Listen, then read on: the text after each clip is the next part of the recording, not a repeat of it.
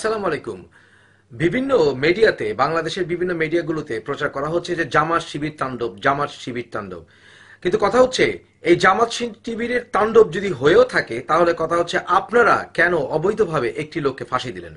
আপনি আমার শিক্ষক, আপনি আমার পিতাকে অবৈধভাবে ফাঁসির কাজটা ঝোলাবেন, আর আমরা ক্রোধের আস্ফালন ঘটালে চা হয়ে যাবে তাণ্ডব। আওয়ামী লীগের বিভিন্ন গুন্ডা পান্ডারা বাংলাদেশের সংখ্যালঘুদের উপরে আক্রমণ করে তা জামাত শিবিরের আক্রমণ বলে চালিয়ে দেওয়ার চেষ্টা করছে, আরেকটি জঘন্য পরিকল্পনা। আমাদের বাংলাদেশে কেন ঢাকার বাইরে সারা বাংলাদেশ আগুন জ্বলছে? কেন ঢাকার বাইরে যুদ্ধাবস্থা? কেন ঢাকার বাইরে সরকারের সম্পূর্ণ কন্ট্রোলের বাইরে চলে গেছে? এই বিষয়ে কেন মিডিয়া কথা বলছে না? এখন পর্যন্ত সকল মিডিয়াকে ধিক্কার জানাই, একটি মিডিয়াও এখন পর্যন্ত সত্যিকার কথা প্রকাশ করছে না এবং এক পেশে খবর প্রকাশ করছে।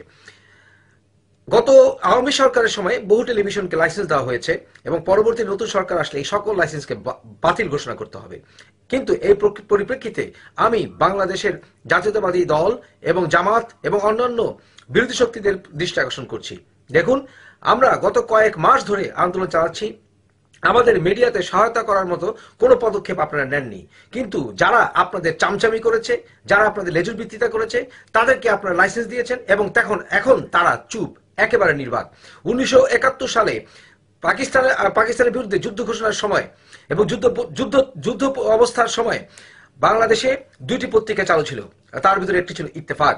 ইত্তেফাকের মানিক মিয়া সাহেব বাংলাদেশের মানুষের পক্ষে দাঁড়িয়ে পাকিস্তানি সরকারের আগ্রাসনের বিরুদ্ধে কলম ধরেছিলেন।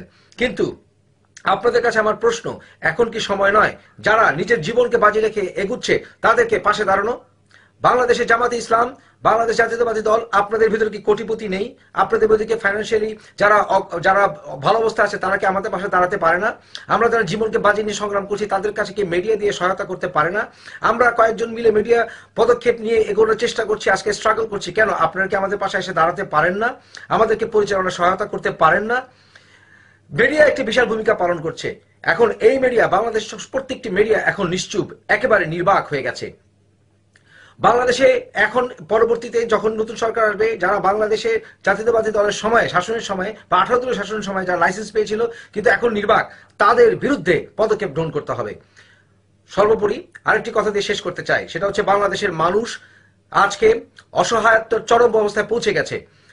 আপনি যদি ধরেও নেন জামাত শিবির এই তাণ্ডব ঘটাচ্ছে, তার অর্থ এই নয় আপনি বুঝার চেষ্টা করবেন না কেন এই আস্ফালন। আপনারা কি মনে করেন সাধারণ মানুষ কে আপনি নির্বিচারে গুলি চালাবেন? আমার ভাই যিনি জামাত করেন, আমার ভাই যিনি শিবির করেন, আমি যদি আওয়ামী লীগ করে থাকি, আমার কর্তব্য হচ্ছে অন্যায়ের বিরুদ্ধে তার পাশে দাঁড়ানো।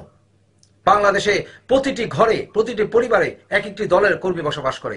এর অর্থ এই নয় সাধারণ মানুষ আস্ফালন করবে না যখন আপনি নির্বিচারে গুলি চালাবেন।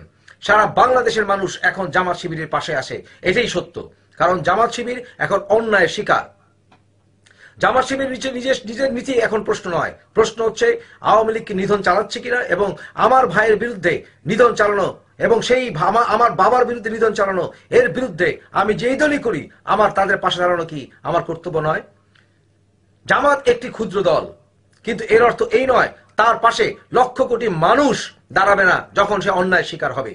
সুতরাং বর্তমানে যে সংগ্রাম, সেই সংগ্রাম শুধু জামাত শিবির বলে চালিয়ে দিচ্ছে যে সকল মিডিয়া, তাদেরকে আমি ধিক্কার জানাই। এই সংগ্রাম হচ্ছে সাধারণ জনতার সংগ্রাম। আমি নিজে জামাত করি না, আমি নিজে শিবির করি না, আমি শিবিরকে, জামাতকে আন্দোলনে সম্পূর্ণ সমর্থন দিচ্ছি, কারণ তারা অন্যায়ের বিরুদ্ধে সংগ্রাম করছে। বাংলাদেশের মানুষ এবং পৃথিবীর মানুষ অন্যায়ের বিরুদ্ধে যুদ্ধ ঘোষণা করা কোনো অন্যায় নয়। আমি আমার বিদেশি ভাইদেরকে, যারা কিনা দেশের বাইরে বাংলাদেশি আছেন অথবা যারা কিনা পশ্চিমার মানুষ, তাদের সবাইকে আমি অনুরোধ করব এখন এই সংগ্রামকে হাসিনার বিরুদ্ধে আমাদেরকে সহায়তা করার। আমাকে বিভিন্নভাবে বিভিন্ন প্রস্তাব দেওয়া হচ্ছে বিভিন্ন জায়গা থেকে, আমি তার সব প্রত্যাখ্যান করেছি। আমি চাই যে বর্তমানে যে আন্দোলন তাকে দ্বিতীয় অবস্থায় নিয়ে যেতে। যদি যা খবর পেয়েছি, যদি বাংলাদেশে স্টেট অফ এমার্জেন্সি না আসে, যদি এই নিধন বন্ধ না হয়, তাহলে আমি বাংলাদেশের বাইরে যে সকল বাংলাদেশিরা আছে 1.5 কোটি মানুষ, আপনাদেরকে আমি ডাকছি, আপনারা যুদ্ধের জন্য তৈরি হন এবং আমরা পশ্চিমা যেসব সরকার আছে তাদের সঙ্গে লবি করে আমাদেরকে একটি সুসজ্জিত বাহিনীতে তৈরি করার জন্য, অস্ত্র সরবরাহের জন্য আমি আহ্বান জানাবো। যারা বাংলাদেশের যুদ্ধে যেতে প্রস্তুত আছেন, আমি মুফাসিল হিসাবে যুদ্ধ যেতে তৈরি আছি। আমি এই সরকারের নিধন বন্ধ না হলে আমি বাংলাদেশে অচিরে যাব এবং আমি যুদ্ধে অংশগ্রহণ করব সক্রিয়ভাবে, এবং সেই যুদ্ধে সহায়তা করা পশ্চিমের সকল সরকারের আবশ্যিক কর্তব্য, নতুবা পরবর্তীতে সেই সকল সরকারের সাথে ডিপ্লোম্যাটিক যেটাই হবে তা ছিন্ন করা হবে। কারণ বর্তমানে লিবিয়ার আগ্রাসনের কথা আপনার নিশ্চয়ই মনে আছে। গাদ্দাফির সঙ্গে পশ্চিমা সরকার প্রথমে তারা বন্ধুত্ব করেছিল, কিন্তু পরবর্তীতে সাধারণ জনগণের রিভলিউশনের মুখে তারা গাদ্দাফির বিরুদ্ধে শক্তিকে অস্ত্র দিয়ে সহায়তা করেছিল এবং সক্রিয়ভাবে সহায়তা করেছিল। সুতরাং বর্তমানে এই রাশিয়ান ব্যাকড ফ্যাসিস্ট, অ্যান্টিথেইস্ট, ধর্মদ্রোহী এবং গণতন্ত্র বিমুখ এই সরকারের বিরুদ্ধে যুদ্ধ ঘোষণা করা আবশ্যিক হয়ে গেছে। আমরা বহুভাবে বিভিন্ন নেতা, তারেক রহমান সহ বিভিন্ন নেতার দিকে তাকিয়েছিলাম, তারা কেউ যুদ্ধের ঘোষণা দেননি এখন পর্যন্ত, যদিও তারা সবাই আক্রমণের শিকার হচ্ছেন। তাই দ্ব্যর্থহীনভাবে নিজের জীবনের তোয়াক্কা না করে, নিজের সিকিউরিটি তোয়াক্কা না করে আমি আপনাদেরকে যুদ্ধে তৈরি হওয়ার জন্য আহ্বান জানাচ্ছি। এবং যারা যুদ্ধে যেতে প্রস্তুত আছেন এবং এই সরকার নিধন বন্ধ না হলে, স্টেডিয়াম এমার্জেন্সি না আসলে, মার্শাল ল না আসলে, যারা যুদ্ধে যাওয়ার জন্য, দেশে যুদ্ধে দেওয়ার জন্য বিদেশ থেকে প্রস্তুত, এবং যারা মনে করেন পশ্চিমা সরকারের সঙ্গে লবি করে আমাদেরকে বাহিনী গঠন করতে সহায়তা করা প্রয়োজন, তারা আমার সাথে যোগাযোগ করবেন। ধন্যবাদ।